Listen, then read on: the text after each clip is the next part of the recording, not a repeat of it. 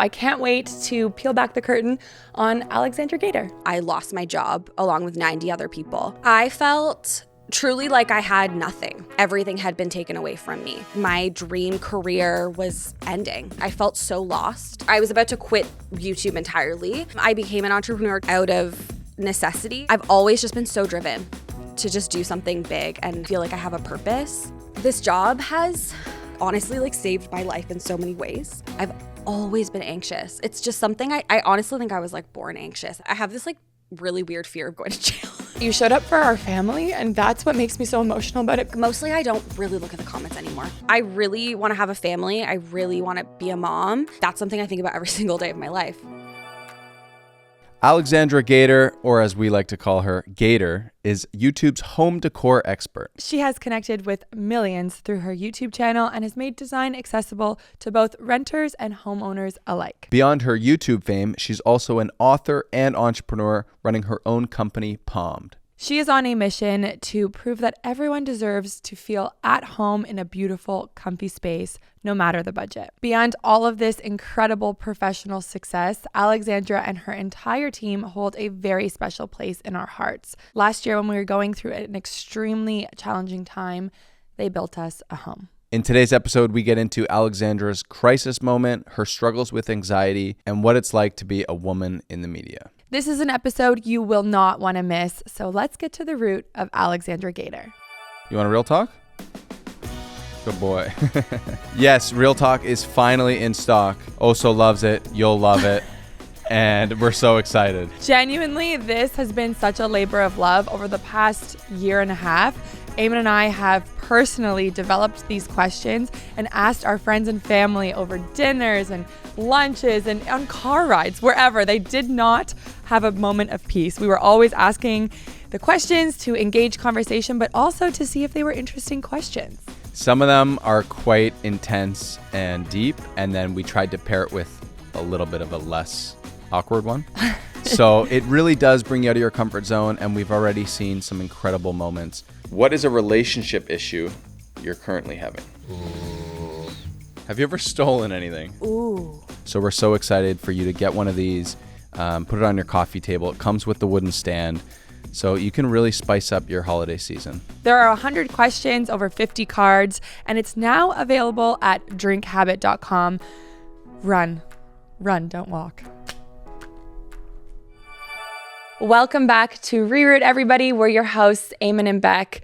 This is a show where we open up the space and the floor for deep, meaningful conversations. And today we're joined by someone, wow, I'm going to cry already, so incredibly special. I am completely inspired by her. Girl She's an boss. entrepreneur, creative, girl boss, and a really beautiful soul. So I can't wait to peel back the curtain on Alexandra Gator. I've already cried. Peel back the curtain. I like that. That sounds good. I am so grateful to have you here today. Thank you. Why are you crying? Because I'm so honored to be here. I admire you both so much. I'm just excited. Today is all about you. But before we talk about you, I literally can't go any further without thanking you. A year ago, you're going to have to do this part. You and your team made a home for us where we didn't have a home. And you did it just from the bottom of your heart. We were supposed to do a collab. So to fill everyone in, we were all set to have you guys come in and you film one of your episodes, which of course you have a sponsor for. And you get money to be able to do this for people, and it's your business as well. Yeah. And I was so excited to collaborate with you and get you guys to 1 million subscribers. So everybody stop right now and go subscribe to her channel. And their team is amazing. They do incredible stuff, and we'll get into it. But not only did you show up for us and you didn't even know us, but you showed up for our family. And that's what makes me so emotional about it, because when people go through a really hard time, everyone wants to pitch in. They're like, oh, how can I help? And I'm here for you. But for you to give them a place to put their energy that day. Yeah. And all I hear about that day is how much love was in that house. I was just going to say, it was I was reflecting on this morning. It was even though it was obviously like a really difficult time for you and your family, all I remember from that day was like how much love there was. And everyone was so excited about creating this beautiful space for you. And it was just a day that I'll remember for a really long time. Yeah. So thank you. My pleasure. It was love our pretty home. surreal to walk into, because the last walkthrough we did was like full blown construction site. And then to we be got the honest, it news was a construction site when you guys went that day, right? It wasn't like pretty well. Yeah. Well, they were just putting like the finishing touches on everything because I had seen it a few times before. But yeah, it was, we pulled it all together in like 8 hours, which is crazy. amazing. Yeah. I love our home. So thank you. My pleasure. And the other thing, and then we'll just let you talk for an hour, is I have sort of a backstage look at you sometimes through my cousin, who is your COO. So if anyone's out there thinking like Amanda's, crossing over between the channels, it's true. She is. She's like one of my dearest people in my life, a cousin, so family, but definitely a best friend. And I just admire the way you've built your company and your business and how you treat Amanda, because I know she's amazing, but to know that you know she's amazing is like, I just love you. I just really love you, and I admire you so much as an entrepreneur. Thank you. So let's go back to your entrepreneurial journey, because Yeah. I learned about it last night reading about you. And as I heard your story, what I loved about it is we can all learn from it. And I feel like what I've been on a journey this year is learning that the crisis moment can be such a beautiful turning point in your life. So take me back to your crisis point, your crisis moment, and how it rerouted your entire life to where you are today. I think I was 25 and I had a job at a magazine. You know how everyone talks about like magazines are so glamorous? That's really how it felt. I worked at Chatelaine, which is, one of Canada's most iconic magazines. And I had worked my way up to the home editor position, which I had a lot of imposter syndrome being in that role. But I was kind of at a place where I was like, okay, I think I've nailed this down. We created a video series and it was doing really well. The second last episode went viral. And I was like on the top of the world. I was like, I've always wanted to be a YouTuber. Like now I can be a YouTuber. Do you think there was something special about that video? Just to like, it was actually a studio apartment, which is funny because our biggest series is Studio Fix. But had you done other studio apartments and they had no views? Okay, so it was just the first one of its kind. It was, that was the first episode really of Studio Fix ever. And a couple days after that video went viral, I lost my job along with 90 other people. And I just remember that day so well. And it really felt like everything had been taken away from me. Looking back now, obviously, I don't feel that way at all. But in the moment, that's really how it felt. You guys know, like the brand had cameras, everything that's here, the brand owned that stuff. And I just didn't really see how I was going to continue to make videos. I didn't know if I wanted to do it on my own. I never wanted to be my own boss. Like that was never something I wanted for myself. A lot of the girls actually who worked at Chatelaine, a few of them had left to be freelancers. And I was just like, oh, good luck. Like I don't want that to be me. Right. And so I left and I kind of just rode the momentum and figured it out. And it's taken a while, but now I have a full-blown company where we do these videos with a team of lots of people. So you left and ultimately started your own channel and started doing these DIY videos with no money. Yeah. Making over friends' places and just literally kind of scrounging it together. I had $5,000 in severance. I was living at my parents' house at that time just for like 3 months after I lost my job. So I wasn't paying rent for 3 months and I just really hustled. I was like writing articles. I did this show with this production company. I made like $3,000, I think, for like 20 episodes. Yes. I was like, yes, $3,000 is amazing. Yes. And I rode the momentum. Like I think my channel grew so quickly at the beginning because everyone was finding those videos on Chatelaine. And video, like there was YouTubers, like lifestyle YouTubers, but I feel like even 5 or 6 years ago, there weren't these like big productions like there are now on YouTube. Were you tagging the videos? Yeah, I was tagging them all like Chatelaine, the home primp. Did you ever do like I lost my job to Chatelaine. No, I actually because those videos do well. You ever see those? Yeah, I really should have. You should have. You should help me. You still could. You Should have know? been my consultant back Look then. at me now, bitch. Yeah, I think the first video was like Alexandra from the home print, like so literal, like Yes. I'm here now Why kind not? of thing. I love it. Yeah. I feel like it's so easy to look back at that time and you can tell you have so much joy in your life and you know, seemingly have a great setup and are really happy. But I want to go back to like the moment you lose your job just for a second, because we all have these crisis moments and now you see it as this beautiful thing. But at the time, how did you feel? I felt truly like I had nothing. I don't really know how else to explain it. It was like this moment of your life can change in a second. Like everything that you thought was yours could be taken away from you. I was bawling my eyes out. My friend Diana and I were like holding hands, and it truly felt like honestly, like my dream career was ending. Like I felt so lost. And something that brought me like such immense joy was just taken away without any prior hints or that's really what it felt. And I also want to preface that I know like losing your job isn't the worst thing that could ever happen. And I was in such a privileged position to, you know, I wasn't like, I didn't lose my home. But it still in that moment felt like I had lost. Of course. a lot. I actually am so against people like comparing their traumas or even using that word and being like, oh, but I don't, like that was an experience that was hard for you. But what's so beautiful is you took that and did you sulk for a week, or how did you go from someone who didn't want to be an entrepreneur, didn't want to be a freelancer, to being like, oh, actually, like, did you just wake up one morning? Because I feel like with me, there have been these pivotal moments where I've just like, no. You know, like you kind of have the sulking and then you're like, actually, no. Did you go on LinkedIn at all? Like looking for a job? No, I didn't, but a couple months after I started my channel, another big home decor magazine in Canada reached out to me and I went to the interview, and I don't think Amanda knows this, but I was 45 minutes late. I'm like going red just like talking about it. You didn't have Amanda back then, obviously. No, but I went to this interview because I thought I had to, because maybe that was going to like change my mind or something. And it was still at the early stages. I didn't know what was going to happen, but I sat in her office and was like, yeah, I actually like have my own channel. Like I was telling her all about the YouTube channel, and I think she was kind of like, okay, bye. Right. Why are you here? Right. And that was, I think, kind of the moment I was like, okay, I'm doing this for real. Yes. Like I'm gonna try at least.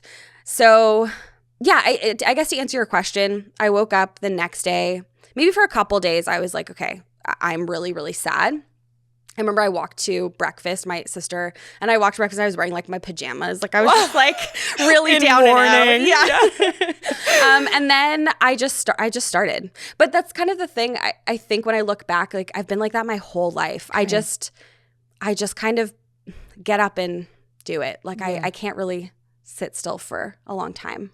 I think to be an entrepreneur, you literally have to do that. Yeah. And I have this poster at the cabin that's like, I think you should keep going just to see what happens. Yeah. And I really think the difference between making it as an entrepreneur and not is you just keep going. Totally. They say 3 years. Like, I mean, obviously, like some businesses are different, but if you can make it to that 3-year mark, typically you can keep going. And make it not meaning you're making money even. Like when we you had might not Chai Wallet, paid it was yourself. like, You're no, still we living had in your made mom's nothing, basement. but we were still going. Yeah. You know? And I'm so proud of us for doing that. It's like, who did we think we were? Like it was time to start making money and we were just like, nah, we'll just keep grinding at this. Yeah. I think also like I didn't really think about it. Like I wasn't sitting there being like, okay, I want to have 100,000 subscribers by this date, or like I'm going to make these videos forever. Like I wasn't really thinking about it. I kind of was just like, this brings me joy. People are following me. People are DMing me on Instagram. People are following me. Like there might be something here. Yeah. But it wasn't really calculated. I think that's a big gift. That's something that, you know, a lot of entrepreneurs have is they actually don't overthink it. Yeah. Because totally if agree. you're super analytical and you make a spreadsheet and you're like, okay, let's figure this out. It doesn't sound good. It never sounds good, right? I'm going to go to farmer's market and sell, you know, $75 worth of tea and spend 6 hours making the tea and then another 6 hours. Like, it doesn't make sense on paper, but to have that, like, obviously you've got that drive in you or that entrepreneurship in you. Yeah. It's a huge advantage. Totally. I actually think business plans are hilarious because No entrepreneur has like really sat down with them. I mean, maybe there are some out there, but the ones I know are just like, I just started making it in my mom's kitchen and whatever. I made it work. And I was looking at my bank account. I was like, hey, $5,000. Let's go. How can we make this work? So is that what you did? You took the severance and you just started making the videos and yeah. And then I moved out of my parents' house. I think it was like 3 months after with my partner at the time because I couldn't afford to move it on my own. And I did a whole series about redecorating the apartment. Nice. And I mean, the videos are so embarrassing when I look back. I'm like, oh my God. Are they still up? Yes, and they're so embarrassing. Don't watch them. But people trusted me. Like people wanted me to come into their homes and they paid for the product. Wow. You should probably start doing that again. Imagine how much more money you'd make. No, that's a whole other conversation. It does not work when you do that. I learned the hard way. Why? Because then they buy their own styles and you don't have control over the... Yeah, there's it becomes an interior design service and that's just not what the channel's about. And also it makes it logistically very, very complicated. Yeah. So just to back up a little bit, we talked about, the inspiration to be an entrepreneur quickly. We've talked a little bit on the show about being driven or dragged. And there's kind of those two channels that people get put into to kind of go out on their own or to make something of themselves. Do you feel like you were driven or dragged to? Do you understand the concept? Yeah. Okay. Definitely driven. Oh, that's beautiful. I think when I think back, like I never was just able to do anything like, I don't know, simply like in university, in high school, I was always like that definitely ties into my anxiety, but I've always just been so driven. To just do something big and feel like I have a purpose. Is there someone in your life that showed you that, hey, you can do it on your own? Because I think when you have, I did not grow up around entrepreneurs. So for me, entrepreneurship was like a very learned skill. I am not a born entrepreneur. I was looking for like, who's going to tell me I get an A+? Yeah. Like I'm this perfectionist that needs like the check mark and YouTube is not giving you A+ on that video. It's just giving you 3 out of 10. And it's like, you know what I mean? And my dad was an entrepreneur. So we very much, I never thought I'd work for someone. Yeah. It was just like. Even now when I'm like, oh, like this might all go to shit. Eamon's like, I'll just sell sandwiches on the beach. Like he's like, there's no world in which he gets a job. I'm like, well, what about our child? Like, he's like, oh no, we'll make it work. We'll sell and I'm like, I'll go work at wherever wants me. Like, Yeah. I think that I became an entrepreneur truly like out of necessity. And I've always, again, like we're getting really deep really quickly, but I think that from a very young age, I just wanted to carve out a space that was mine and mine only. And I wanted to feel like I had a sense of self. And so I think that's always why I've been driven, is just to really try to understand myself better and try to have something that I have full control over. Was there like a moment in your life that you remember as a kid or something that was... I think just my whole childhood, honestly, as a whole. Like I think... there was parts of it that weren't in my control at all. So growing up, when I finally was able to have control over something or like make something feel like it was my own, that was really important to me. Yeah. Do you have siblings? I do. I have a sister. One sister? Are you younger or older? I'm older. So I'm the eldest daughter. So maybe your sister got more attention. And you wanted the control.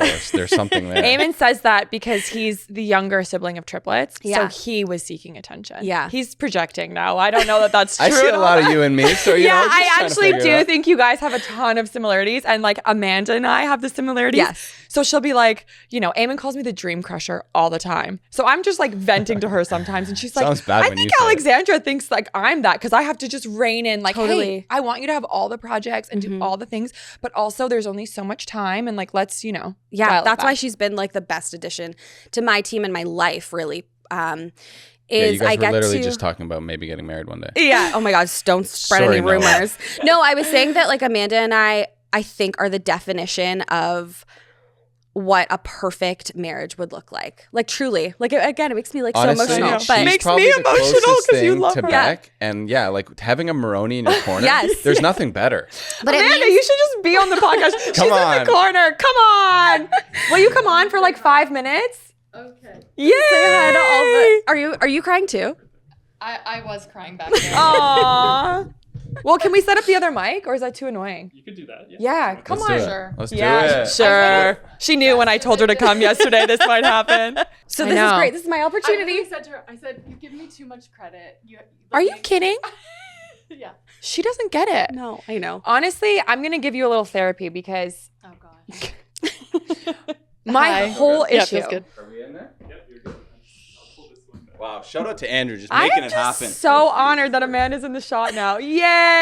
Hi. You're here. I don't know which camera I'm looking at. This makes me the happiest person on Pretend there's no planet Earth, cameras. honestly. I tell you all the time how much I love you, and I'm just going to make you sit there. You have to know how worthy you are of all of this love that's coming at you because you are so incredibly she does this worthy. to me sometimes too. It's hard. It's to, hard. Yeah. It is, yeah. But No, just but- take it. I'm sorry, but this is something I've worked on for the last year of my life of like, I don't know why societally, especially women, I'm sorry, like men somehow are like, yeah, I am that awesome, which no, it's amazing because we all are that awesome. And especially these women are like so beautiful, so hardworking, so caring, so compassionate. Like what makes me cry about that story of how you guys showed up for me is that it's from your heart. It's just love. It's pure love. And so I know you bring love to Alexandra every day and that you show up for that company like it's your own. That is the most unique skill on planet Earth. If I could find me an Amanda Maroney, You should have hired her before. Alexandra. I am looking for you on my team. So yeah, just you're amazing. Thank I love you. you. And I love you too. take the floor and give her your compliments because Oh, apparently God. No, but I really do think like, you know, you said dream crusher, but to me it's like she's actually helped me achieve just so many dreams that I've had growing up. And sometimes like you need someone that says no, not right now. Or she spent like 8 hours last week working on an Excel sheet for prices for our new Pom'd fall launch. And like I feel like you and I are similar in this way. I'm like, oh great, we made like $3,000. That sounds awesome. And Amanda's like, you haven't even factored in labor. You haven't factored in your packaging time. or my Yes, time. And I'm yes. like, no problem. It's money in the bank, no problem. So yeah, I think and hiring Amanda was like the scariest thing I've ever done because it meant that I had to give up a lot of control that I was like really thriving in. And sometimes that is still hard for me to like give up bits of that control. But at the end of the day, it's what took my business from being like a 6-figure business to a 7-figure business in like the span of a year and a half. So Let's Yeah. go. Let's go. it's amazing. Amanda. I want to hear a little bit more about your work relationship then, if you guys are open, because as someone who is the entrepreneur and the boss, I have a really hard time with it. Maybe it's that I wasn't the born entrepreneur. I feel like I become friends with the people, but then they take advantage of me often, or it's just like it's obviously the wrong fit. I think I have a lot to learn as like how to manage people, but I would just love to hear your insights into like what works so well for you guys and what's like a pain point sometimes or. And first of all, how many people are on the team now? there's 9, right? I think so, yeah. Including contractors, like contract workers. It keeps growing, which There's is like like an 9 or amazing 10. thing. Yeah, 9 or 10. But yeah. I think, I mean, we'll definitely answer your question, but I honestly think, unfortunately, it's just one of those things where our personalities It's chemistry. like really work. And I don't think that if Amanda was anyone else, I actually don't think it would work. I do have to tell a story though, actually, because the first time I met Alexandra because I worked at Oh, you're an gonna tell this agency. story. Yes, because this is a good thing I think for people. Is sometimes at first when you meet, it's not always an instant connection. You hated her. I got Amanda She told on me. I got Amanda in trouble. I know. I don't remember this. Like I remember bits and pieces of it, but when she reminded Because me of I it, was being I was mortified. harsh, but for good Can you give us reason. specifics? Yes, I can give you the exact story. Yes. So I was working at an agency that does brand deals, and Alexandra was like up on the roster. And I was about to quit. Sorry, at this point Yes. in the story, I was about to quit YouTube entirely after 6 months. I was making no money. I sat down with a little Excel sheet, like 5 lines, and I was like, "Well, this isn't gonna work." So just to preface this story. And it had been told to the whole company, Alexandra is going to, like, we think she's going to give it up, even though she grew so fast. And everyone was like, that's crazy. So she gets a brand deal. And it's quite a bit of money. And I'm the project manager on it. It's also the brand deal that was going to and did fund the next like 6 months of my business. Wow. So like it if was I hadn't the turning have point for you to it was keep the going. turning point You were like, of my, if I hadn't have gotten that brand deal, I don't know that we would be sitting here today. Yeah. Yeah. wow. And she was hemming and hawing if she was going to do it. Because it was a brand that I was not feeling aligned with. Yeah. In my mind, I'm like, You're the businesswoman. Yeah. Like, do you see this dollar like amount? it wasn't a crazy brand that like you No. should really have. Like, there's No. of course, there's always brands you should work with and like you should be I authentic. think my reasoning was like, oh, I don't use this product. Like it wasn't even like I was against the company. It was Right. just like, I don't really align with this product. Like, I've never had this product in my home, like whatever. So I was kind of giving her a hard time saying, I think you should do it and we got to get started because there's deadlines. Right. And she thought I wasn't being compassionate enough. I do actually remember this call because I was walking around on the Danforth in this like it's called the Big Carrot in like the courtyard, and I was trying to tell Amanda this actually is our relationship now, being so dramatic. Like I don't really you think had I known like, Amanda before, or this was your first time meeting? I think too? it was I like think one of we our had probably met, but we never worked together officially. But I was officially put as the project manager on this brand deal that she was like, I don't know if I'm going to do it. I'm like, girl, you're about to quit. This is like Do it. 20 G's. Yeah. Like, let's get filming. Yeah. You know? Turn on your damn camera. Film this video. And I think looking back, I wanted Amanda to sit on the phone with me and be like, totally understand your concerns. Let's talk about this. Because that's just how I roll. I'm like I'm dramatic. Like I want to talk about things a lot. And she was just like, "Okay, let's go. Like Right. timeline happens now. Like let's do this." And then she did tell me to like That I her don't boss, like. and I'm then sure I know I did, but I don't have like memories of that phone call. which like it's a good point for me too. Okay, I have to be a bit more like compassionate But too. she Like got, I like, a think that talking there's to. I Like, got they pulled talked her to into a about meeting room being to- compassionate. I know. I do think there's like two dynamics. Like I think our manager is amazing because he always says when people give us a hard time, then you hit the streets with your camera and make an entertaining 30-minute video and come back and tell me that, you know, they only need a day to do this. Right. So it's almost like maybe at that time you didn't know what goes into her videos. Yeah. I don't know. But, you know, it's like it takes understanding to have the compassion. And then you needed someone to be like, actually, just take this lump sum of money I need someone and go get going. Totally. Yeah. Yeah. And she did. So fast forward a bit. Were you like avoiding her in the halls and stuff when you went to the meetings downtown? I don't and- think so. No, I think I was just like Okay, fair enough. rubbed off. Fair enough. Yeah. Yeah. Yeah. And then you And I was like, well, look who's still in business. yeah. How that 20 G's go. yeah. Yeah, and I think And she made beautiful content. Like she knocked it out of the park. Yeah, with that of one. course. Yeah. Thanks. Of course. I still remember the dress I was wearing. Yeah. Interesting choice, but yeah. Yeah, and then we worked together on a show called Make My Space Make My Space Work with Shopify, and it was really like then we just became friends. And I remember in the car there was like, I don't remember what the turning point was for you, but in the car Amanda was like, you know, like one day like I really hope to work with you more. Like maybe we could do this going forward more together. I love that. I kind of pitched myself. Yeah. Yes. Because I saw the vision with Alexandra. Like Yes. she did have a vision. She has star quality. She has something. Yes, she does. Oh, for And sure. and I was Thanks, like, guys. Star quality. I say she does. is. She She's has it. so Yeah. charismatic. Holy guys. heck. Like, how do you do that? Like, your camera's on and you're like, I don't know. Also, What like she's you're got like the it that in real factor. life too. I think is a key Yeah. factor because we've met a lot of other creators where you just be shocked at how like socially awkward they are, or how Yeah. quiet they are, and for some reason when the camera goes on, they put on a persona. But you're very Yeah, when very we genuine met you, I was gal. like, we're going to bed that night. I'm like, I have a girl crush. Like, I like her so much. Thanks. That's really I that's think so lovely. Alexandra texted me like, I'm in love with Bec. So I think you guys both went to bed with crushes. Yeah. For sure. But yeah, I did pitch myself because I was like, there is something here and I want to be a part of it I too. love that. Yeah. And I knew that hiring Amanda was going to be a huge cost to my business. Like she was coming in with so much experience. Bronies don't come cheap. No, they do not. Let me tell you. But I also knew Worth like it though, right? We're worthy. We're worthy. We get paid too little. I I saw this man the other day Oh that was shit! like, Don't say that, dude. as if you have any control over the money I'm making. Eamon is like, anyways, that's for a solo episode. Uh-huh. But have you seen Eamon do an ad read in like 17 years?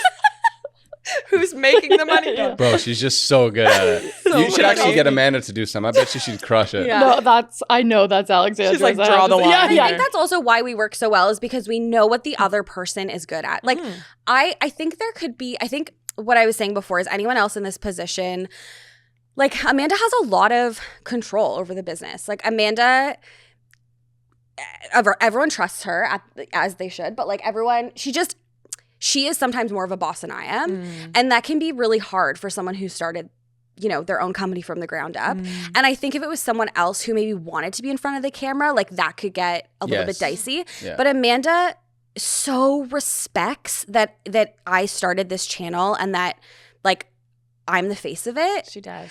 And she just does what she does so well and I do what I do so well. And that's why I think like I was joking off camera about us being, if we were married, like it would be the perfect relationship because we come together. We often butt heads. Like there are times when like I know she's pissed by like the text messages that she sends me. She knows I'm pissed, you know? Well, we go to sleep and like sometimes we talk about it and sometimes we don't. But ultimately, I think we know that we're always going to come back together because we have such a mutual respect and like deep, deep love for each other. And also Amanda is so fiercely loyal. Like I've just never felt like she wants anything other than to see me succeed because she also knows that she succeeds as well. But she's invested too, right? She's not just an employee. Like she's a partner in this together. Totally. Yeah. Yeah. That's key. Yeah.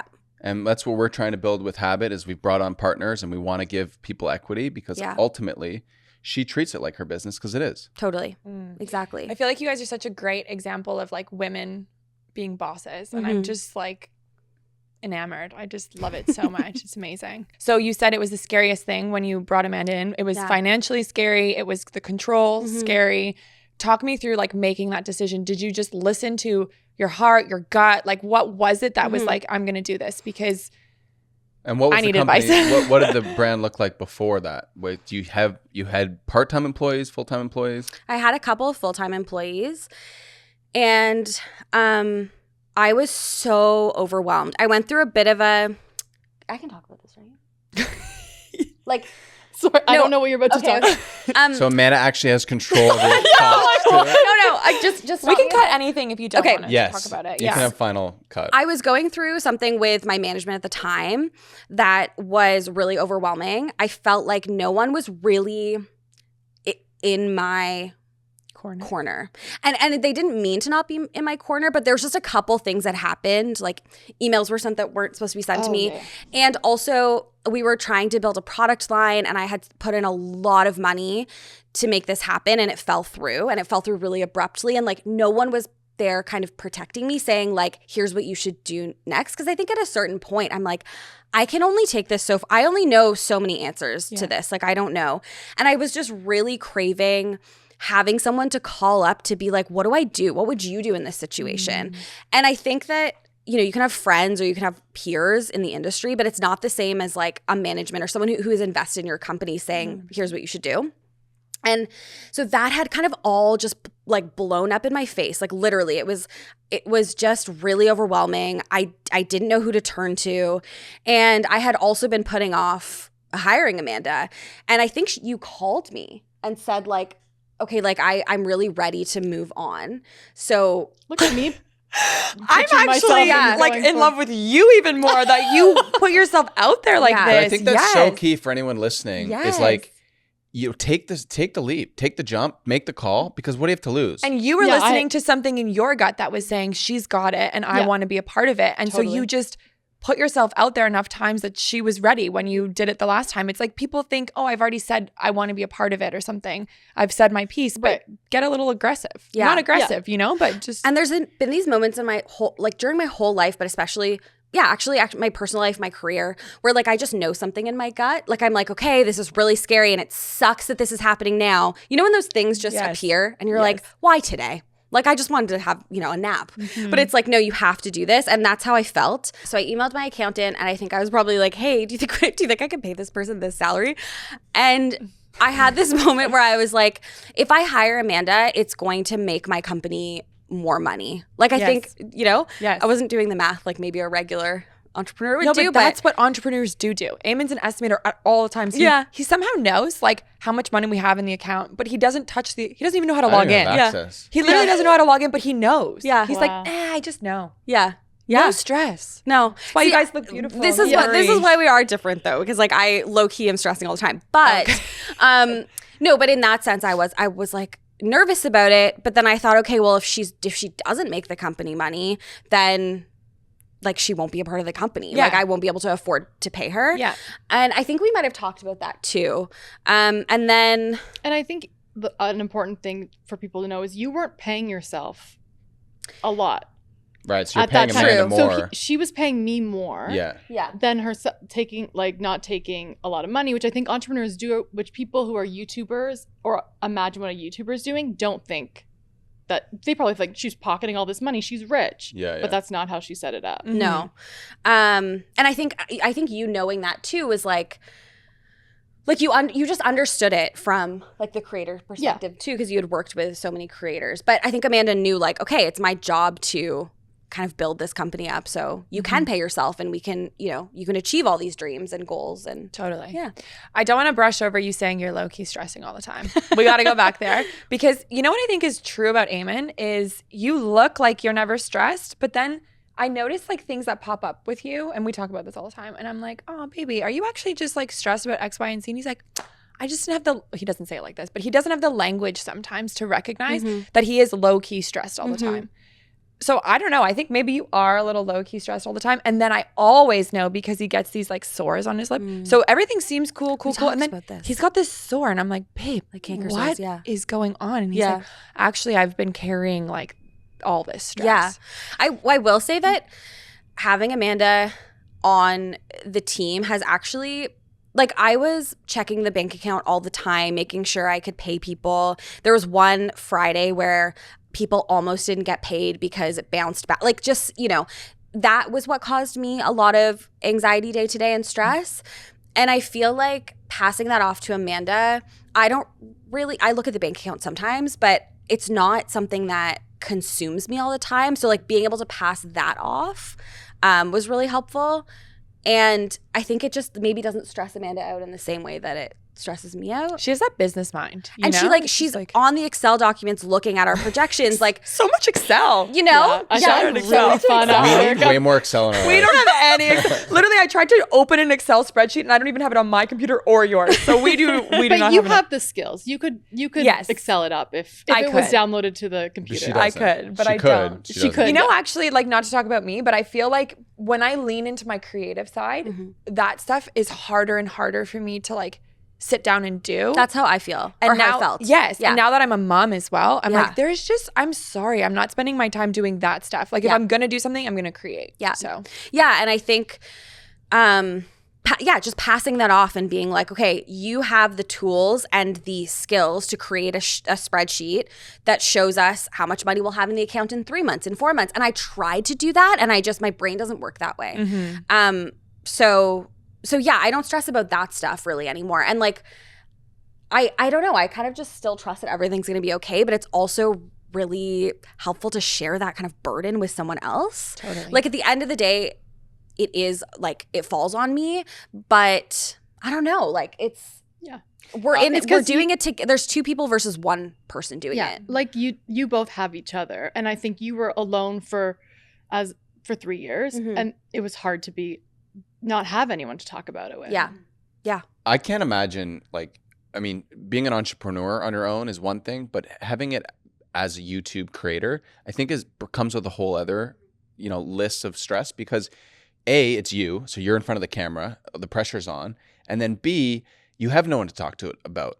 So like when we, hang out with our other friends that are like single YouTuber, like Max is a good example because Max and Lee, they started the channel together and now Max is doing it by himself. So it's like double the amount of work that he's got to do. And he's gone up and down with, not doing YouTube and doing YouTube. And so it's a lot. So it must be nice to have, a partner in it now. I always knew too that when I started that I wanted it to be bigger than just like making 15-minute videos in my bedroom. Like I always knew I wanted it to be a brand, and I knew that I just wasn't going to be able to do that by myself. Like I've always had that vision. ever since I love that started it. because I know that we've talked about before, you really love Zoe Sugg, Yeah. who is like one of my first YouTube Yeah. crushes as well. And I loved that she was just 15, or her videos are so long, but like in her bedroom, it was like, I'm her friend. She's Totally. talking to me. Yeah. So that was your inspiration. And yet you said, I'm going to do something different. So right from the beginning, was it that you didn't want to like expose your personal life so much, or it's like you had a bigger vision for this brand?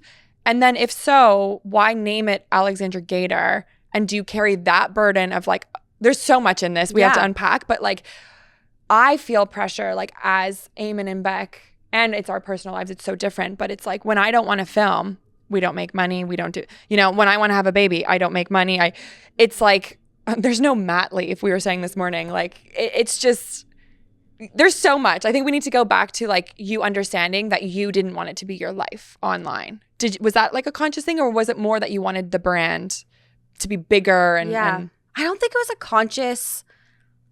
a conscious decision at the time. I think I was probably like, what would I film in my day-to-day life? right. And also I was so immersed in publishing and the home decor world that like I found so much joy in that. And I thought, okay, that's my niche. I may have filmed like a couple beauty hauls back in the day and like never put them online, thank goodness. But I just never felt like I never felt like I had the authority to talk about that stuff, or like even my life, to be honest. I'm like, what am I going to share here? I think it's only been in the last like few years where I've really grown as a person and really like gotten in touch with who I am. And so back then, I think I didn't even know who I was. So I was like, what would I even talk about? But I've never actually thought why I called it Alexandra Gator. I don't know. I think I just did. Yeah. I don't know why. Easy. Yeah. Yeah. Yeah. But you do feel pressure at being Alexandra Gator. I feel pressure. I do, I guess, like showing up every day. But I don't know if I guess that is tied to my name. You're right. Well, what because Becca was you know saying. you have a brand that does home interior Yeah. stuff, and of course, like you are charismatic, Mm-hmm. you are Alexandra Gator, you are all of these things. But what I would love if our channel wasn't what it was is to like just you could technically insert someone else in there and still make a video because you're Got just it. making like you're making over a space. So even you could have your hand in it, but it's like, oh, actually today X is on stage more than you are. Yeah. You could remove yourself because it's like content that's created around a concept as Yes. opposed to like a lifestyle brand, if that makes sense. Okay, sorry, I misunderstood your question. Yeah, I think this job and being on camera brings me so much joy that I think it'd be really, really difficult to pass that off to someone else. And so I think there is pressure. I feel a lot of pressure in my day-to-day life to show up. Also because we've set it up in such a like formulaic way that I don't know how easy it would be to switch me out to be. And also like I don't think I would don't be able to want it. handle that. Yeah. But yeah, of course, like having to show up and support a team of 9-10 people is really difficult. Yeah. So And what do you do to like how do you do that? Because we have contractors and I'm like, oh my God, like I need to take this time off. And you know, my editor doesn't have work and and like that weighs on me so much, but they're contractors, you know, like I can't imagine the pressure of I'm still trying to figure it out, honestly. I don't really know the answer. I think I'm turning 33 next month. And Scorpio, babe. Yeah. That's right. Were we born on the same day? 29? Okay, I'm 28th. Yeah. You're the I same. thought I was have a lot of 28 for like the similarities. first like 20 years of my life. Yeah. Like my, You did? Yeah, my parents thought I was October 20. I think I Younger even sibling of celebrated on triplets. Okay, 28. this is why I think we've had this conversation. Yeah. Like you thought, yeah. And then I like looked at my birth certificate. I was like, Mom, I'm pretty sure I'm on the 29th. Yeah. Yeah, But yeah, I think forgotten about. I really want to have a family. I really want to be a mom. And that's something I think about every single day of my life. How am I going to do this and show up and be present and run the show and support 9 people and also a child. So Don't overthink it. I think that's key. Go back to that, not overthinking it, because that's kind of what we did, or at least me. I just Definitely. literally always thought I'd be a dad. Yeah. And it didn't put much more thought than like seeing a cute family at a cafe being like, that's us. Yeah.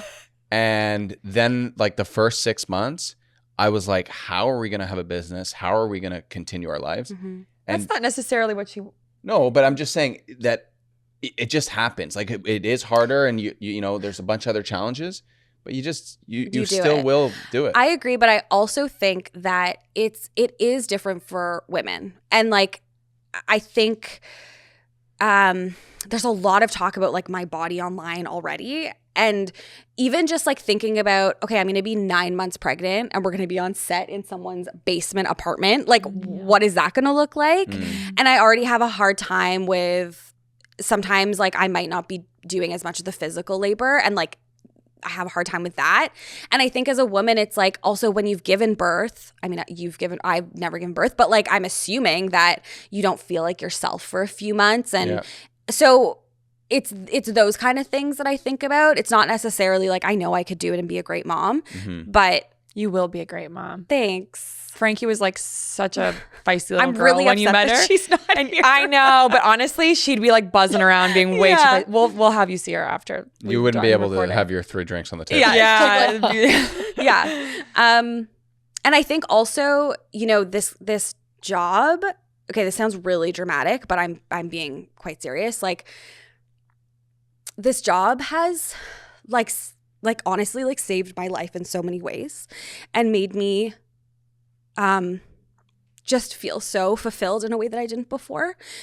And so in a lot of ways, I feel like when people talk about having kids, I'm like, I feel that so deeply with my company. And I know it's different, but sharing that with like a baby or making room for a baby is just really, it was really daunting. Yeah, and it's a conscious thing that you are beautifully thinking about, you know? Like, I think it's wonderful to jump into things, but I also think it's so wonderful to say, what does my life look like now versus then, and to just be a little more intentional about the decisions. And I it's think beautiful. like I think I know that I will jump into it. Like I think it's just going to be something that I have to jump into. But there's just going to have to be a lot of thought about it and like how we move forward. We're going to need 2 years off. Yeah, I think it's something Amanda. we're thinking about, and I think about in the schedule and how can we, because Alexandra can't be 9 months pregnant putting up wallpaper, like that's just not realistic. So how do we do it? Pre-shoot, and then let her try to have a mat leave. Like you said, there is no mat leave in YouTube. So how do you? I make also it work? wouldn't want to take a mat leave. Like, well, I say that now, but Yeah, like, I was gonna say. I say that Like, now. and you should be allowed to take a mat leave. Yeah. That's the thing too, right? I also felt the same way, and I know my circumstances were like extreme and even more intense, but I just think things are so different. Like it's so hard to plan in a way because you don't know how you'll feel. And maybe I was like, I might be like wanting to film a birth vlog and film this and like film a week in I'm postnatal a week or whatever, but I just didn't have that feeling at all. And I think I think that's what stresses me out too, is like not knowing how I'll feel. And there is a part of me that's like, what if my kid is 3 months old and I'm like, guys, actually I don't want to do this anymore. Right. Like there's that fear too. And I don't think that's gonna happen. Like I really, really feel like I don't think that's gonna happen at all. But I think it's just all the unknowns and like the responsibility of, you know, we all love what we do so much. That's the other thing. It's not just me that cares so much. It's everyone. So But I think you're on the right path too of like diversifying. You've got a couple different businesses that you're building out, and all of that is going to help, right? exactly. And also the unknown is always this like really scary place, but it can be so beautiful if you surrender to it and you're in alignment in your life and you just say like, whatever happens is happening for me and happening for all of us as a company. And you know, it might seem like the worst thing ever, just circling back to your crisis, like when you were 25, and something really beautiful can come from it. So instead of meeting it with that energy of like fear, you can just choose to say, hey, like the best is yet to come, and whatever happens is exactly how it's meant to be. That's what I do. I have to do it. Yeah, I don't have a because choice. if you do list it out like you're saying, well, what about this? What about mat leave? What if I'm pregnant? What if I can't pay everyone? It's stressful. Like you just build up, you're going to start losing your mind, right? I can't do this. Oh, I don't want to film this. Oh, what's happened in my life? But like, just breathe, girl. We're all just chilling. You know? We went to see a concert the other night and the opening act gets on stage. She's like, have any of you ever thought that we're all just ants floating around on someone's rock and they're just watching us laughing or something? And I was like, we are just ants on a rock. Like then it just like zooms you out and you're like, oh. Totally. Like it's all just What a gonna blessing. be fine. And I you think know? something Amanda and I have talked a lot about, and we're going to take this into 2025, is like creating those boundaries. And, yeah, I think like we've been working so hard to make the company sustainable in a way that like maybe I don't have to be present 5 days a week. Like maybe I can pop in to shoot and then leave. And I really like admire that we've both worked so hard at that. And for Amanda as well, like we do see ourselves being in a place where we're not grinding like 60, 70 hours each week, where we can take a step back and be more like directing the company. Yes. Yeah. And as you should. You know? As you should. And I think everyone on your team respects you enough to figure that out as well. So, I mean, I don't know your team. I'm just making it up. But if you were my bosses, I'd be like, whatever you say, ladies.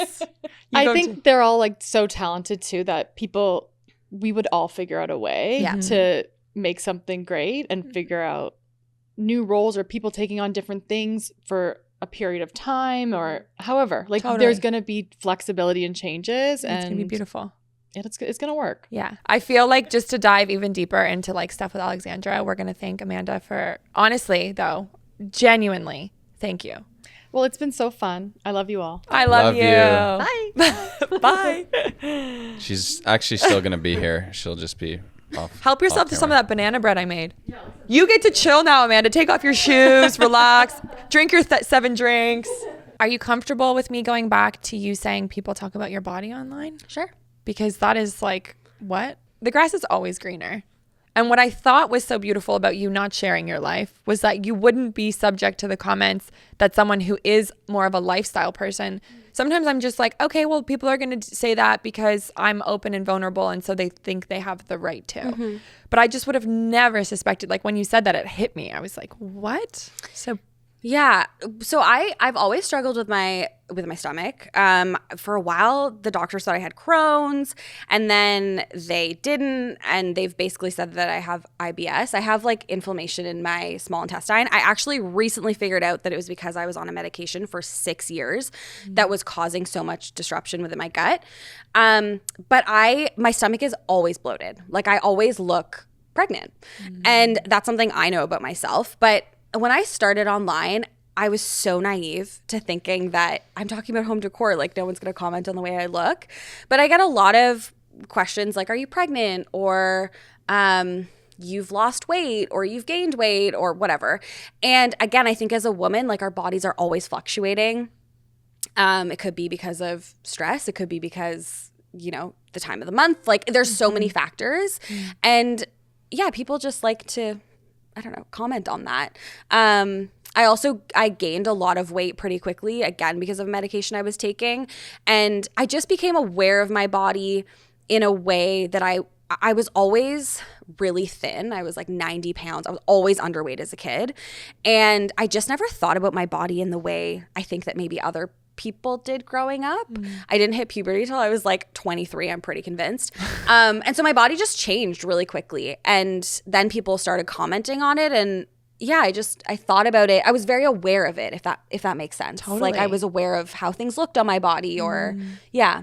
Oh, and that's because you were filming, or you mean before you even started? No, because the channel? when I was filming, yeah. Yes, I know. It's like this thing where you have to hear your own voice or watch yourself back. That's like not very human or normal. And then it just can really mess with your head. So how are you at peace with comments, with yourself, your body? You were talking about just finding yourself in the last 3 years. Like what has really guided you to this place of, and I know we're all growing. Like don't think I'm sitting here being like, you figured it out. No. Because we're all always evolving. But what do you think has brought you in the last 3 years the most clarity about your authentic self? I think I'm really aware that though I am myself on camera, I also am. I'm all like in the videos, it's my job. Like I'm there 9 to 5. We have a very structured work day. I mean, when we're shooting, it's a bit later, but I'm able to almost like perform and like turn it on. And that actually helps me. It's like I love being in front of the camera. I love performing.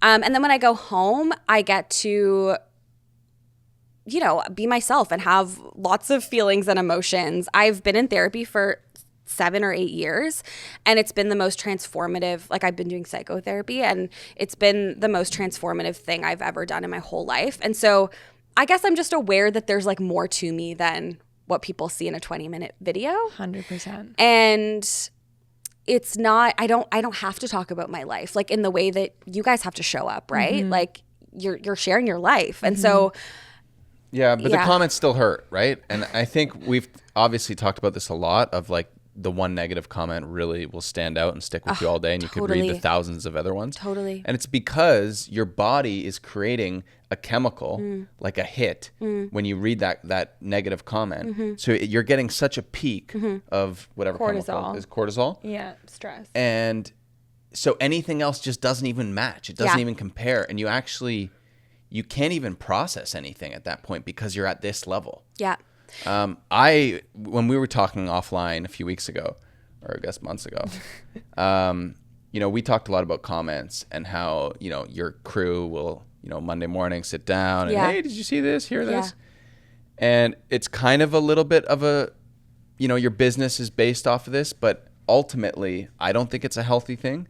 Have you guys worked on that, or are you still? It's so funny you said that because, like, I actually think it can be a really healthy thing to talk about it. Just for me and my team, I think there's been comments about certain dynamics in the videos that to not talk about it feels really weird because we all know that like people have read the comments.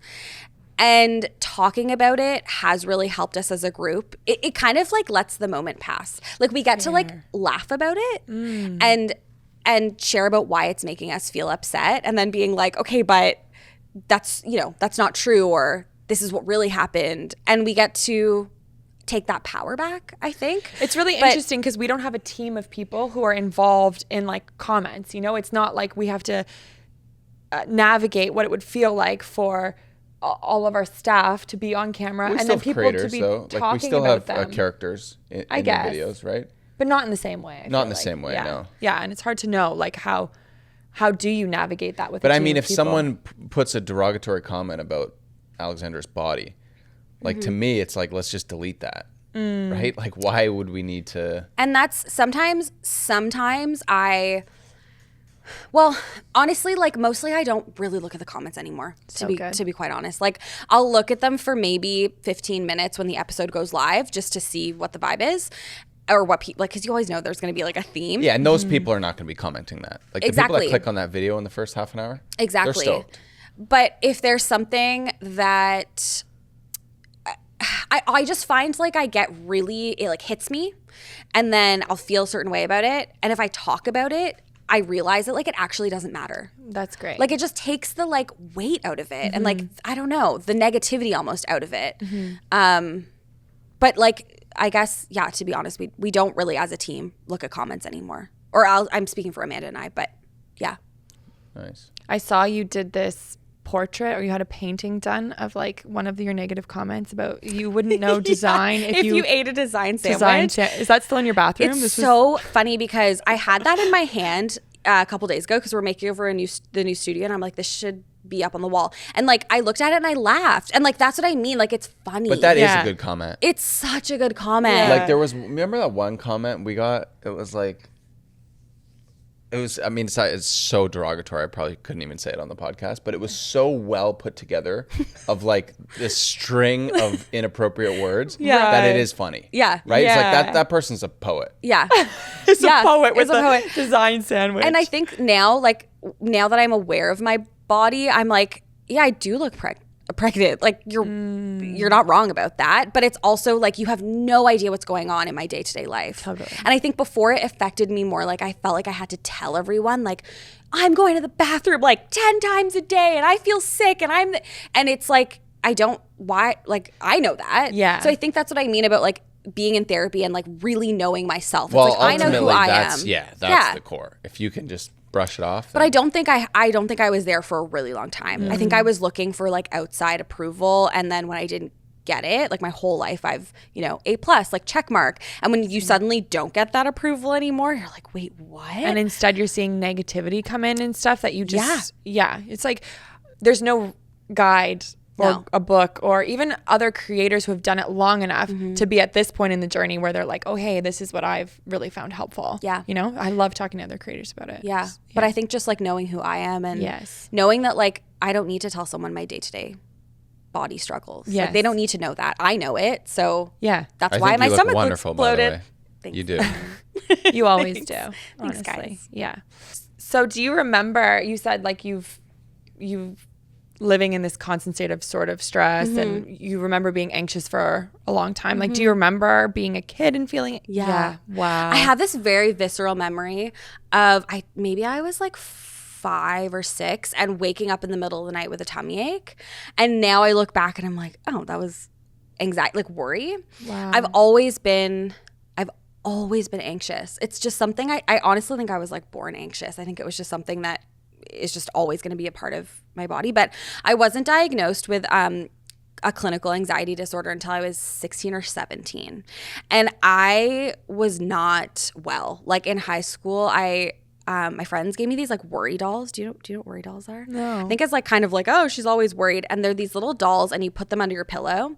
I was like obsessively every single night telling my like dolls these worries and putting them under my pillow. And just like really not understanding that I was not well. Right. And I'm not that old, but the mental health conversation like definitely was not happening when I was 16 or 17. 100%.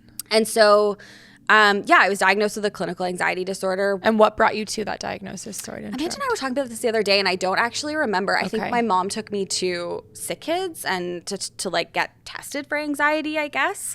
But I don't really remember what prompted it.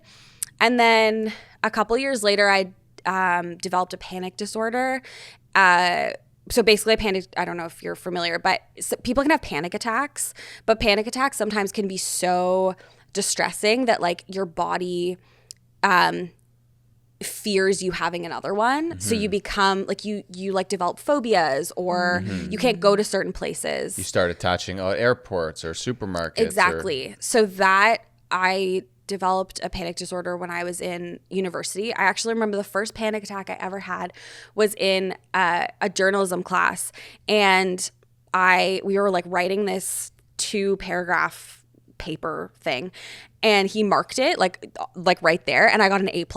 And I look back and I'm like, that moment is I was so anxious, but like succeeding at the same time. Like that's always been the way I've operated. I wonder if it's like you got the thing that you thought would take your anxiety away, and then you got the A+, and you still had those literal chemical feelings in your body, and it didn't dissipate, and you were like, oh, like what now? And then you maybe, you know? And so I finally went on medication a few years later, and it changed my whole life. It changed my whole life.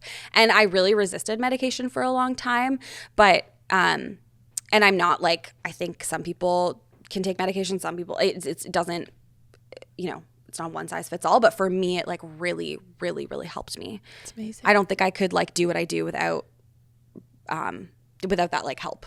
It's amazing. Yeah. So if someone is going through something similar, or they think, oh my gosh, I relate so much to this, what would be your piece of advice to them?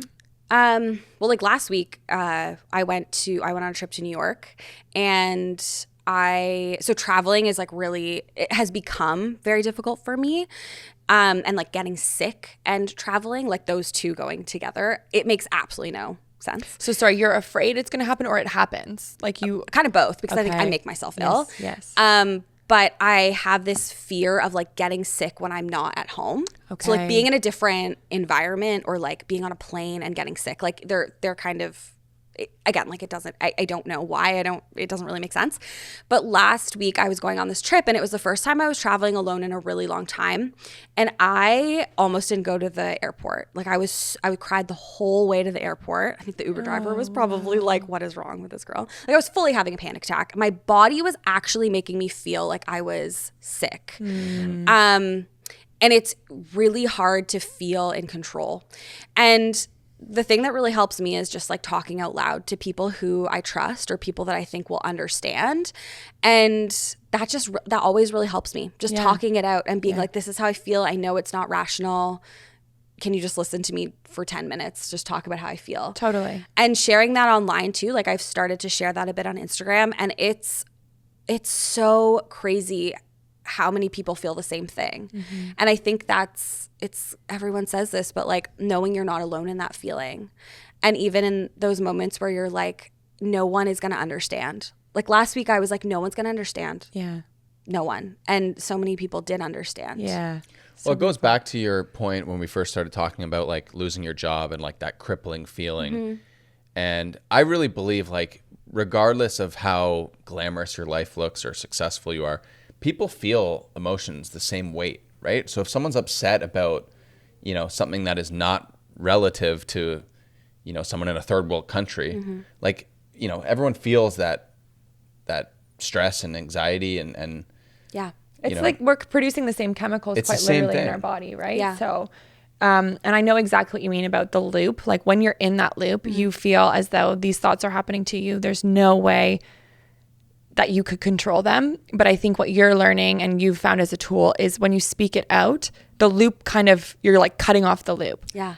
And for me, it's like I have to like stop in that moment and be like, whoa, I'm in a loop. I recognize I'm in it. I'm like zoom out of my brain almost. And I'm like, hey, there you are in that like really negative loop. Yeah. Like, let's cut it. Also, like therapy has taught me to have someone to say, like I spoke to my therapist on the Thursday, so the day after, and she was like, oh, it makes so much sense why you're feeling this way. And to when you actually give yourself a moment to be like, oh, it totally makes sense why you're feeling this. Again, it takes like the power back. Yeah. It's like, oh, you're in control. You're in control. You're like, oh yeah, my body's trying to protect me, or my body is feeling this way because of this. And yeah, that is really, really helpful. So was it the travel specifically, or was something happening in New York that was making like, It was just traveling alone, I think, being alone. Then I was traveling again to Montreal. So it was like a lot of travel. And I think I didn't feel well. Like I felt really crappy. And looking back, I'm like, oh, it was because I was so anxious.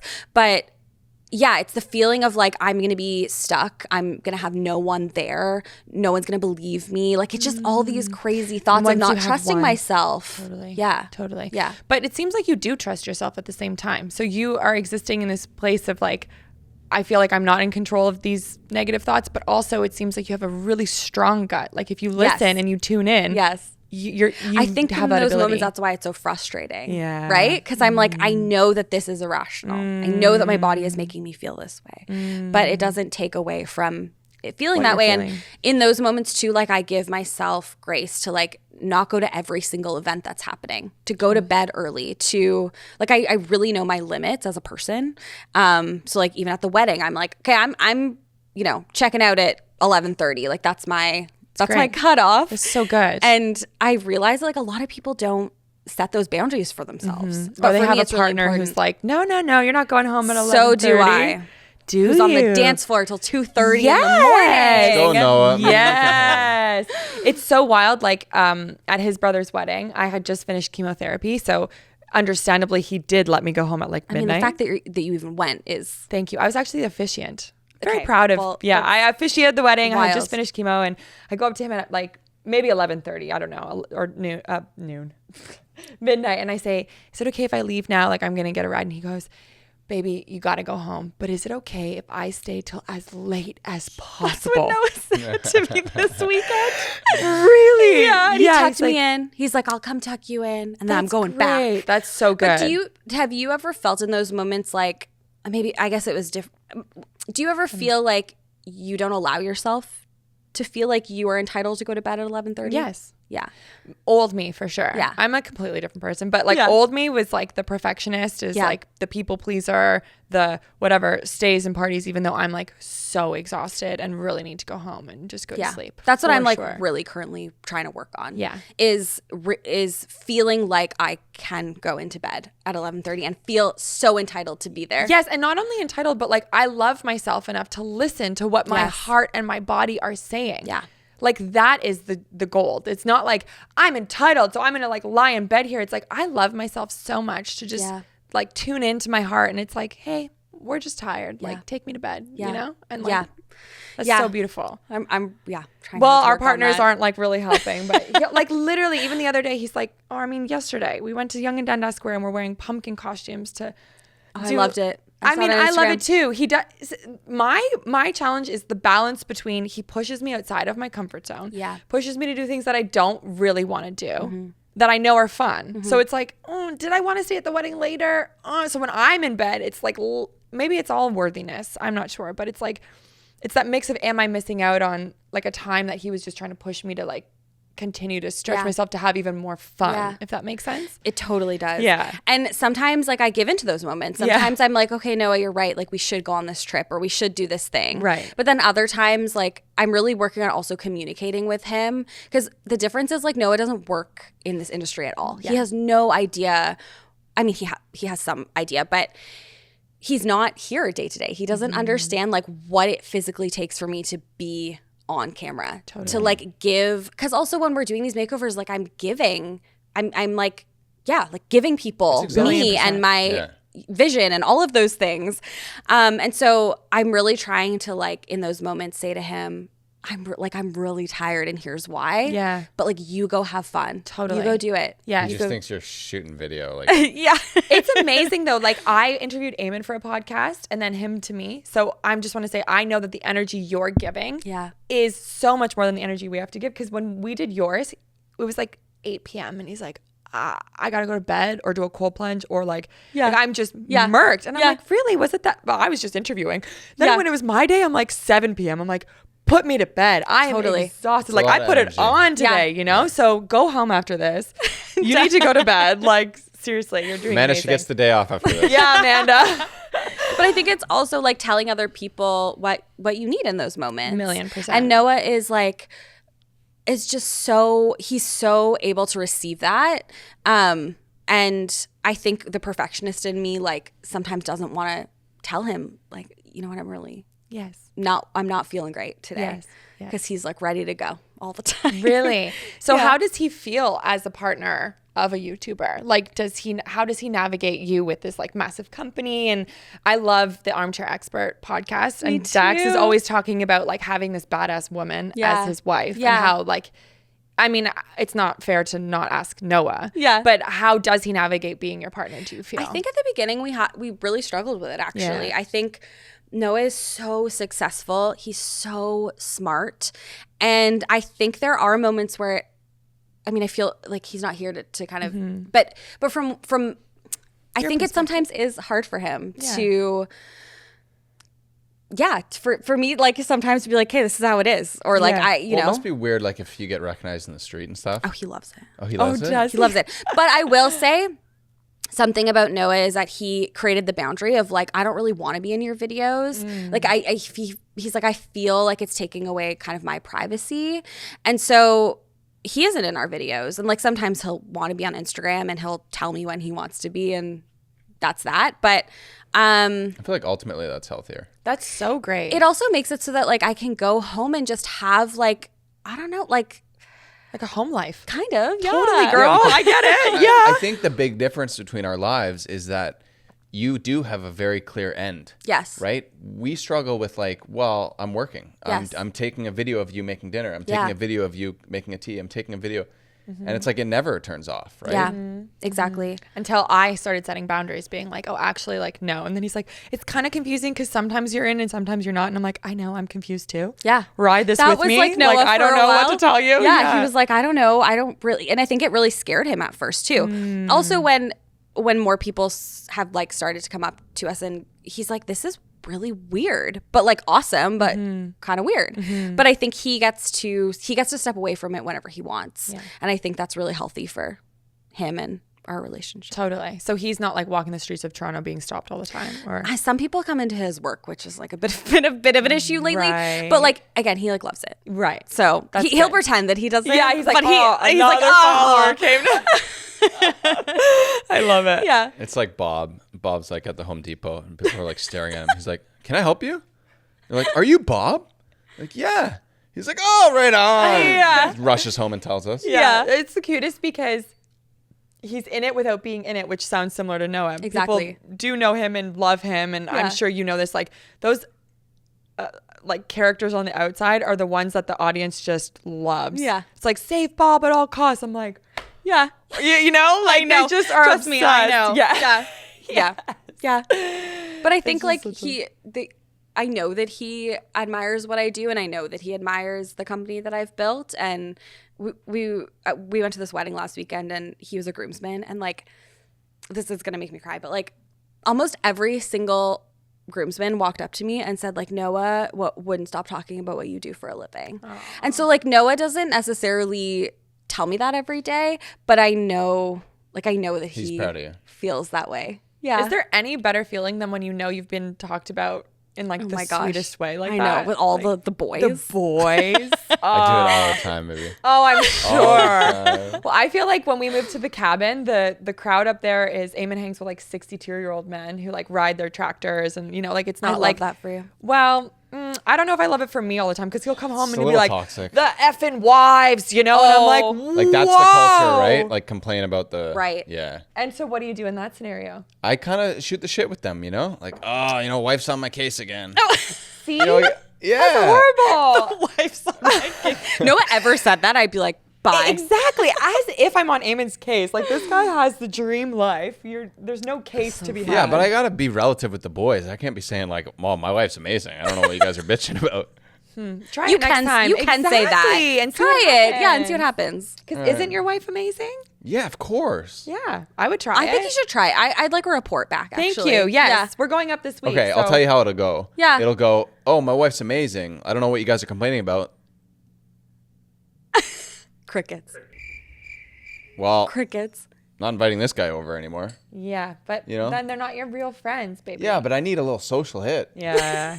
With Well, the that's boys. like a whole other episode on Eamon of why he needs his social We hits, should have but- Harold and Gary and But and that's the like boys. Noah. Boys Sometimes over here. I'm like, why? Like, why do we have to do this? Yeah. Like, why are we going to see these people? Or Yes. he's always on the move. I'm so grateful for how open you've been Aw, and how like thanks. vulnerable you are, and it's You guys are takes just such like courage. the easiest people to talk to. When we went out for dinner a few months ago, I left and I was like, I have never felt so loved by two strangers. Like, you just both give so much love. Like, that's the only way I can describe it. And safety and warmth, and it's what I really aspire to be like, honestly. You do it too. Oh, we feel it too. You do Aw, it too. that's so nice. It's amazing. I want to introduce Real Talk. I'm It's so our excited. conversation starter game. So we've been finding that even though we like to just say, hey, what's going on? And then like get in, not everyone is there, So this is a really fun way to have it on your coffee table and just flip through and be like, do you want to play this game? And then all of a sudden your dad's crying. Love it. Jackpot. So we're going to pull some cards for you. if So that's okay. fun. I'm Yeah. excited. You want to pull them, yeah, baby? or yeah, I guess we're asking her. She's in the hot seat. How are you doing? You haven't had a lot of your orange juice. No, I'm good. I'm good. Take a talking swig. too much. Yeah, I know. You have to figure out what Is orange question juice your you're- favorite drink, or is No, it habit it's tea? because Sorry. I work out on Friday mornings and my blood sugar tanks, and because I'm scared of feeling ill, orange juice helps pep me up. Oh, So when Amanda said great. yesterday what drink, I'm like, orange juice. I love it. All right, here's a good one. Who is the most positive influence in your life and why? The most positive influence in my life. Amanda. Amanda, yeah, I'm like, how do I not say Amanda? Because she's been the feature of this whole episode.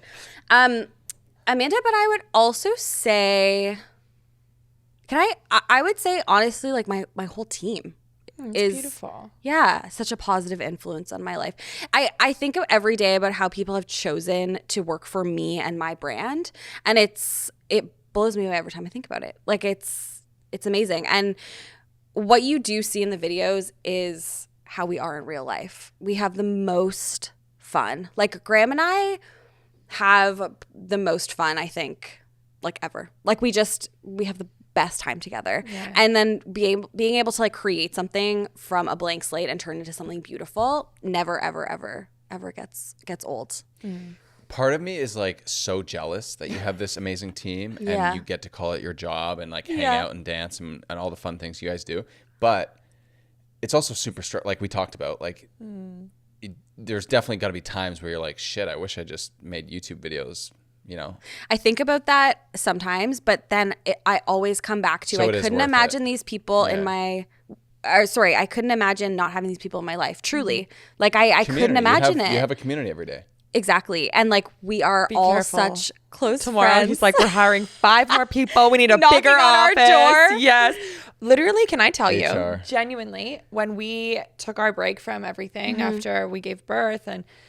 Eamon came to me and wanted to get a construction job. I don't know if I told you guys this, but You did. Okay. And did I tell laughed so hard. Yes. And then I told him, why don't you literally go and volunteer with Team AG? I didn't think you guys needed the help. Maybe you didn't even want him around. Here's the thing. But I was you like, and Graham go. together. Yeah, we I would've killed it. know. Yeah. Well, I wouldn't even have a show. Yeah. It would be the Eamon and Graham show for Honestly, sure. why don't you go do a cameo? Because that would Me, give Graham, you and the, Noah. No, maybe I this think we is, start our own wait, channel. I actually think we found the solution. When I have a baby, Yes. it's going to be your show. Cool. With That's Graham. a great And Noah can idea. guest star sometimes Amanda, if he let's feels get the like If he wants contract. to. If he wants maybe to. if I can get out of bed, I'll come too. You can be like lying in bed with like a laser pointer and being like, don't like that drywall. Yes. Love that. Take that off, you know. Yeah. She does her Perfect. walkthrough, but it's like a visual yeah, yeah. zoom. On like in like a Perfect. wheelchair, she's gonna like push No, through. no, not. You know when they have like the iPad on the robot going around? Oh, She's just yeah. like, nope, Yeah. paint job there. Yeah, she's not even there. No, she's not there. Yeah, This yeah, is yeah. That's so perfect. good. We figured This it is- out. We cracked it. That Yes. you don't even need any time off at that point, right? Oh. Like No, Yeah. like that is time off. You're Yeah, at home, Yeah. exactly. nursing your kid, and half an hour walkthroughs every day. Yep. We could do like a new video every day. I love it. Wow. That's cool. And the thing is you and Graham have the same amount of energy. Like you and Noah do too, but in a different way. You and Graham, I think, like hyper focus, I'm assuming. Yes. And like will get stuff done. Oh, oh yeah. god, Will We get would- it we would- done. That workshop would be on fire. Literally. You wouldn't even be sleeping. Uh-huh. I'm kind of nervous. What have I just signed you up for? But I love it. I think this would be so good for you. I'm super down. Okay, so when do you need them? You just Anytime. yeah, Okay, yeah. cool. Volunteer Literally time. anytime. Cool. Yeah. Love it. Let's do one more. Okay, the flip of this one is a little different. Have you ever stolen anything? Sorry, I'm laughing because I have this like really weird fear of going to jail. Oh, I'm really like uncovering all my anxieties. Yes, here. yes. Going to jail and like being on trial for what I don't know. So I have stolen something though. When I was like 6 or 7, my 2 best friends and I went into a convenience store with their dad, and we really wanted gum. And we asked him if we could have gum, and maybe we were younger actually. We didn't we really couldn't think it out properly. But basically, he was like, Don't try and back your way out of this Yeah, yeah, story. yeah. Like, sorry, I was even younger. Yeah, I was, like, didn't even have a younger. I don't brain remember. yet. No, but I Wait, think this I sounds was bad. And he said, no, you can't have gum. And so my friend was like, we could just take it. And you know when you're like, when you remember something so viscerally, but like, and you remember what you were thinking, but you're like, Yes. how did I not realize that was wrong? And so in my mind, I was like, oh yeah, I guess you could just take it. So we took the gum. They came back to our house, and their dad like found it because we had unwrapped the gum and ate it. And I think my mom was like, where'd you get the gum? What kind of gum was it? It was the spearmint like sticks of gum, like with Spearmint the as a 5-year-old. interesting choice, right? Very. And it was like wrapped in silver foil. And again, like I don't know how anyone didn't question like what was going on in my brain, but I broke down to my mom sobbing, and I was like, Wait, we so who stole the it? gum. Did you steal it?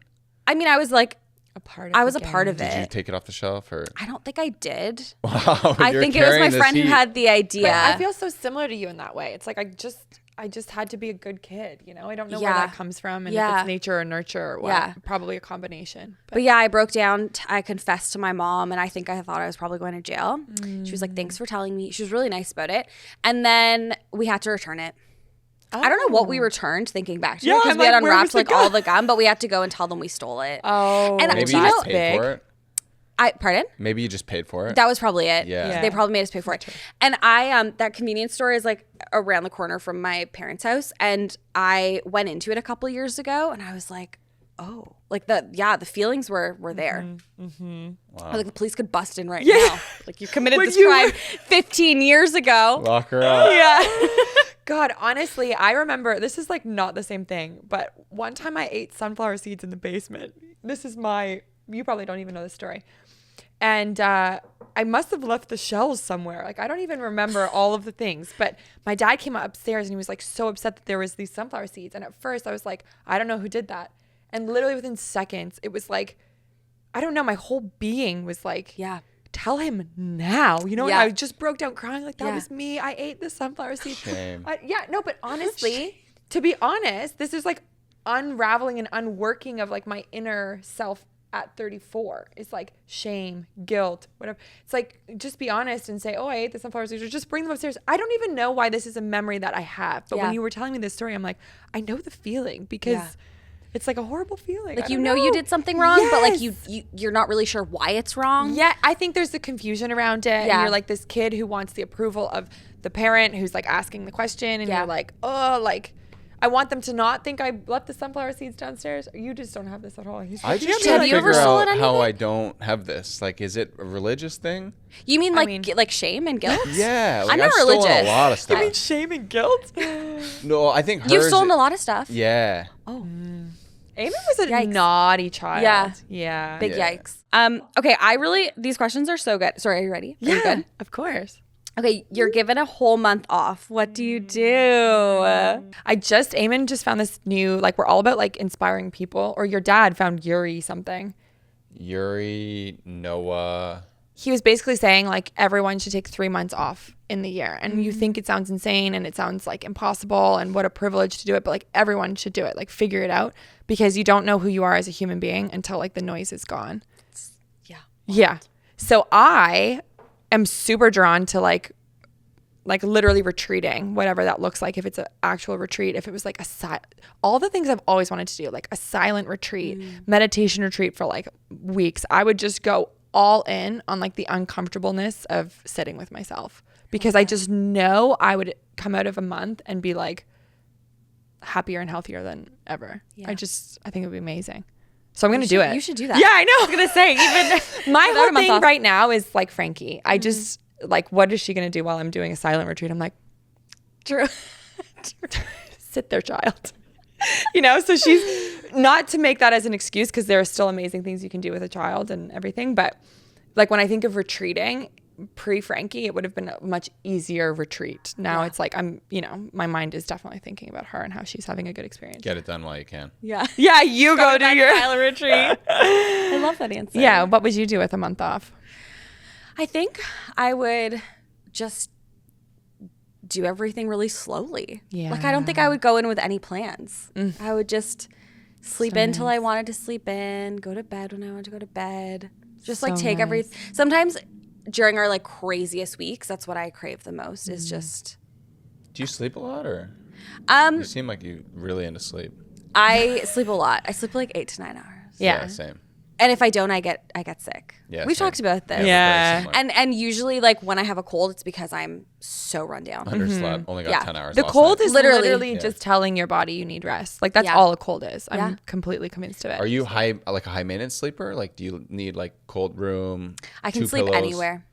You don't need. Like, if you told me, I'm not even trying to be funny. Like, if you told me right now your job is to go sleep like on the floor, I would fall asleep. I'm not kidding. Yeah. Wow, that's amazing. No pillow, no nothing. Just that's amazing. No I can white sleep noise. anywhere. Yeah. Wow. Eamon is I so mean, high I really maintenance, love like a dark, like if the most whoa, I can't say that word. You The have a most month off. Make it luxurious. sleep would be like blackout blinds, diffuser with lavender in it, a humidifier in my face, like for sure. But I can sleep anywhere. Wow, that's great. You admire that or what? Yeah, a little bit. Does it take you a while to get to sleep? No. Okay. But I need like the optimum situation. I need white noise. I need Got 2 it. pillows. I need the cold. Yeah. No, I can sleep any need temperature. A good amount of space. Got it. Yeah. Yeah. You can imagine having a child with him was so easy, because. Yeah, right, dude. I slept with Frankie. I'm just kidding. But then you became addicted to white noise, I feel like. Well, I was already addicted to white noise, Yeah. but it became a lot more. Really But bad. I've heard that that's just trying to distract your brain while you're trying. Like you're trying to, Just calm my brain down. Yeah. Yeah, 100%. which isn't a bad thing. No. But you can do it without white noise. I think is what I'm Yeah. trying to say. No. I mean, of course I could, You're like, I don't want to. but it's way too quiet. Yeah. The only other thing I want to like touch on is all the other projects you have going on, because Yeah. I'd love for people to understand. Of course, we want them following Alexandra Gator on YouTube, on Instagram. Is it the same? Yeah. But Does you're anyone also call you Gator? Yes. Nice. In high school, they called me alligator. Oh, does that not probably not It's into fine. it? No one calls me Okay. that anymore. But everyone calls me Gator. And Amanda doesn't. But when Graham calls me by my first name, I'm like, please don't. Like, that's so Right. weird. Yeah. Like, please so don't. and also you don't do Alex. Amanda corrected me on that. And I was like, whoa. Yeah. One of those. Not Alex. Alexandra. But I'm not a Becky, and like I'm like That's just so don't call true. me Becky. You're not a Becky. Like No. it just does. It's actually just not my name. It's not your name. Yeah. That's No. how I feel about Alex. Yeah. Yeah, and I appreciate that you did that, Amanda, by the way. You're It's also a because girl you're boss. also not bold enough sometimes. Like our accountant has called you Eamon for 6 years now. So that's one of my biggest regrets of life. We need to call him up too. Yeah. And correct him. There's so many people I have to call you right just say now. it's one of your biggest regrets of life. Honestly, You we need to might call need a new him. accountant. No, just tell him. Hey, Just Raj. one day say, hey, Yeah. it's Eamon. I know we've been working together for 10 years, Raj, but my name's Eamon. Yeah. Yeah. Actually, on the call the other day, in the spreadsheet, 10,000 times, they spelt my name wrong. Where? Aemon. Where? On the ads call with the new team.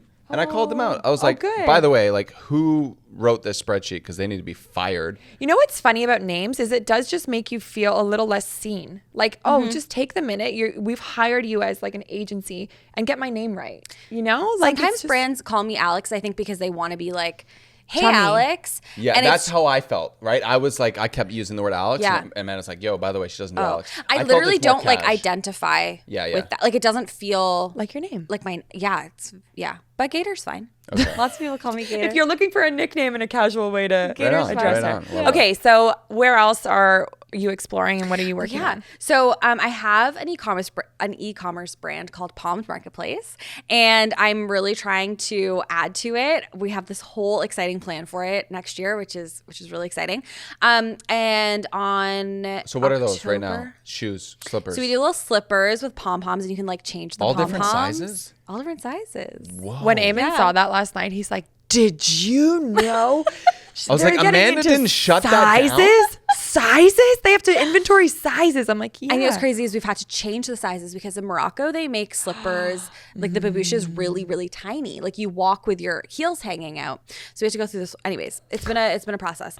So yeah, you can like interchange the pom poms. They have a little button clasp, which is Cute. cute. I feel like you guys could do like a December pop-up store. Yeah, that would We be should do it amazing. together with Habit. That would be so cool. That'd Done. be so cool. We should do that. Amanda, So cool. The whole month of December. sign her loves it. up. You would love that. would Eamon is love that. always looking for these opportunities to sort of have a cafe without having a cafe. That's my dream. Oh, you guys go into business together because I want nothing to do with it, honestly. I'm thinking retail store. I'm I haven't told thinking- We Amanda can this have yet, the so I'm not looking at her. But I'm thinking retail store. I'm thinking You should have one, though. community On center. Ossington. Modern community center. Sauna, cold I love it. You're plunge, like, I'm thinking this. cafe, Let's up it. babysitting, I love dog it. care. Oh my gosh. Yeah. Okay, that's Therapy. wow. Yeah. That's Dexa so cool. machines. We need That would be millions really and cool. millions. He It's wants like a Dexa modern day machines, health, like- preventative health thing. And you're paying for community, right? That's So an you go there on a incredible Saturday, idea. you drop your kid off for 45 minutes, you get in the plunge, you do Incredible. a workout class, Incredible. drink tea. You But can why do does a it have to be on a subscription. Saturday? I think like we need this every day. of Oh our no, lives. it's open 7 days Oh, a week sorry, I for thought you said sure. Saturday. I don't know. Yeah, but I think Saturday's gonna be a busy day. He's already thought of the hours when the peak hours are going to be. Yeah. Being busy. Oh my gosh. funny. The dreamers are dreaming, Amanda, and you're gone, so I don't know what to do. Sounds easier than sizes of slippers. How many friggin' sizes are No, there? so honestly, I'll let you in on a little secret. Yes. Noah totally helped me launch. Like he has a spreadsheet. Again, with the spreadsheets. yeah, Can Excel Excel. sponsor this yeah, episode? seriously. Yeah, he helped me with all of that. He's incredible. Yeah. It's amazing. Yeah. So Pom'd Marketplace, we're launching textiles. I think this is just the absolute next move for you guys. Thanks. It makes so much sense to me. It does. It's been like a year and a half, almost 2 years in the making. I've just been hustling like after hours doing it, figuring it out by myself. And right now I'm importing and like customizing products from Morocco, but I want to expand that. I want to work with like factories in Portugal and like just like build it out. So we're in the early stages, a lot to learn, but the slippers are doing like people love the slippers. So we're wanna excited try to the see. slippers. I Are should they have brought you alive? some. No. I'm gonna get her some. Yeah, get me some. Yeah. We're coming out with new colors in the fall, so Wait wait, till fall. and Okay. call me and I'll No. get you some slippers. Question: do you guys do anything on Amazon? Do you have like an AG Amazon store? Like a Okay, cool. storefront? Yeah. Yeah, I feel like that would be great. Like for all those like renter-friendly stuff that you guys Yeah. talk about, like have that all Yeah. in one place for people to. Yeah, all those links are like in my Instagram. So if you bio type in and Alexandra stuff. Gator on Amazon, you Yeah. probably see it. We also have an LTK page where we like curate like my favorite paint colors, wallpapers, like all those things that people We were Always watching a over. video where you were doing like the paint Lime wash. Lime wash. Yeah. Dope. So fun. We're going to do that somewhere here. Somewhere here. You we need got to that would figure be it out. a really great idea. in We'd here. love for you to like spend 5 minutes and be like, oh, this is what you guys should do. I here. would love to. It's like a Yes. blank canvas. Okay, in lieu of a subscriber question or a listener question today, we are going to ask Alexandra to spill the tea, not the habit tea, because you know that's the good stuff. Not on the white chair. She's drinking the lavender mint like me It's today. so good. Thank you. Yeah. But we're just looking for an exclusive. You Okay. know? A story that you haven't told online before, something you could spill the tea on. People always ask us if shooting makeovers, like if there's if there's ever any drama, like does someone not like it, or do you get a bad reaction, or like what is it like? And normally it's very smooth sailing, except for one makeover we did last year in the fall. Very long story short, the landlord lived in the basement, and we were like, we don't know if we love that, because like we're working, we're doing our thing, we need everyone to be out of the house. And the makeover recipient was like, it's fine. She knows you're doing it. She's gonna be cool. So we had a couple issues with her during our filming process. And weirdly, we ended filming on a Friday and we needed to come back on the Monday, which we don't normally do.